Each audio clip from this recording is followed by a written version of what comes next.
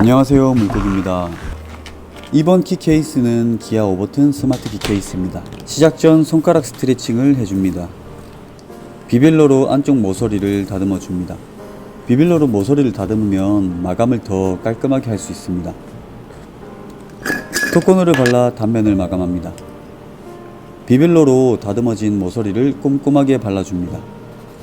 이렇게 뽀득뽀득 소리가 날 때까지 문질러 줍니다. 깔끔하죠? 버튼 모양 불박을 장착시켜 줍니다. 영상에는 그냥 가죽만 두고 찍는 것처럼 나오는데 실제로는 가죽이나 종이로 가이드를 만들어 불박을 찍어줍니다. 영상에는 모습이 안 예뻐서 종이 없이 영상을 찍었습니다. 가죽은 미네르바 복스를 사용하였습니다. 여러가지 밀링 타입의 소가죽을 사용해봤는데 가죽을 겹치지 않고 피하지 않은 한 장의 가죽으로 제작을 하다 보니 미네르바 복스 가죽이 가장 적합하였습니다. 마지막으로 물고기 불박을 새겨줍니다. 귀엽지 않나요? 본드는 얇게 펴발라줍니다. 헤라의 면이 아닌 날로 긁는 느낌으로 발라줍니다. 샌딩이 필요 없을 정도로 꼼꼼하게 붙여줍니다. 귀엽죠? 한 번, 두 번 미싱을 사용하게 되니까 점점 손바느질 하기가 두려워집니다.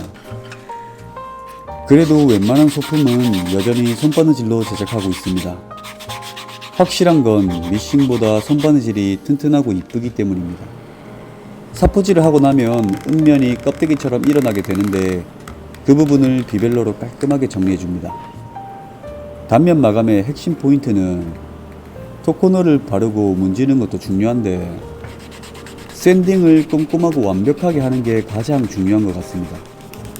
이렇게 뽀득뽀득 소리가 날 때까지 비벼주시면 이렇게 반짝거리는 단면 마감을 하실 수 있습니다. 아무래도 주머니 형태의 키 케이스라서 처음에는 스마트 키를 집어넣을 때 많이 뻑뻑할 수 있습니다. 주머니 형태의 키 케이스는 버튼을 누르기 불편할 수 있기 때문에 스마트 키 버튼 부분에 볼록한 스티커를 붙여주기도 합니다. 이 장면에서 항상 느끼는 게 항상 최소 한 글자를 실수하는 것 같아요. 글씨를 조금 못 써도 이해해주세요. 예쁘게 쓰려고 노력하는 겁니다. 이 포장하는 장면은 굳이 넣지 않아도 되는데 영상이 너무 짧아서 굳이 찍었습니다. 버튼이 잘 눌리지 않을 경우 스마트 키에 붙이는 에폭시 스티커입니다. 영상을 시청해주셔서 감사합니다.